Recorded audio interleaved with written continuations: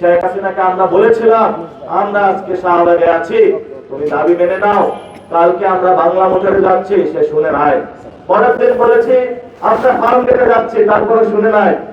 পরের দিন আমরা বলেছি আমরা গণভবনে আসছি, তারপরে ইতিহাস আপনারা জানেন, ল্যাজ গুটিয়ে এখান থেকে সেই তাদের পুরাতন যারা বাংলাদেশে দাদাগিরি করেছিল ওইখানে পালিয়েছে।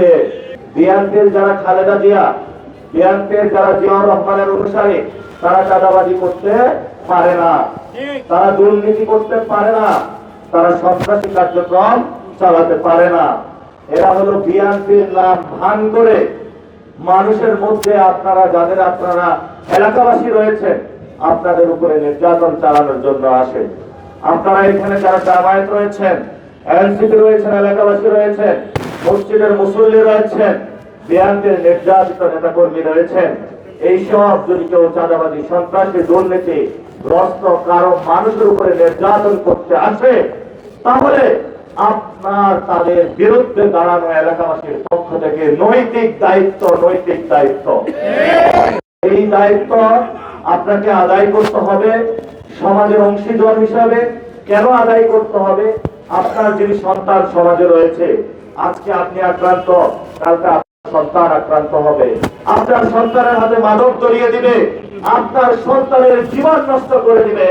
এদেরকে যদি এখন আপনি প্রতিহত না করেন, তাহলে সন্তান, জীবন, ফ্যামিলি, সমাজটাকে তারা নষ্ট করে দিলেন। গুলিস্তানে গিয়েছিলাম, এক ব্যবসায়ী ভাই, আমি তো কথা বলতে চাই না, বুকে জড়াইয়া ধরে বলল, ভাই অনেক কষ্টে কিছু টাকা ইনকাম করে রাতের বেলা হলো 4 লাখ টাকা নিয়ে যায়।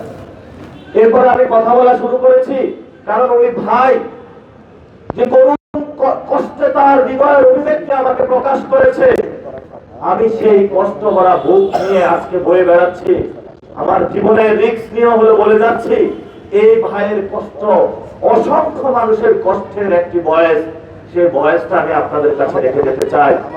আমরা যখন 5 তারিখে ছিলাম, আমাদের অনেক সহযোদ্ধা চলে গিয়েছিল। শেখ হাসিনাকে আমরা বলেছিলাম আমরা আজকে শাহবাগে আছি, তুমি দাবি মেনে নাও, কালকে আমরা বাংলা মোটরে যাচ্ছি, সে শুনে নাই। পরের দিন বলেছি আমরা ফার্ম গেটে যাচ্ছি, তারপরে শুনে নাই।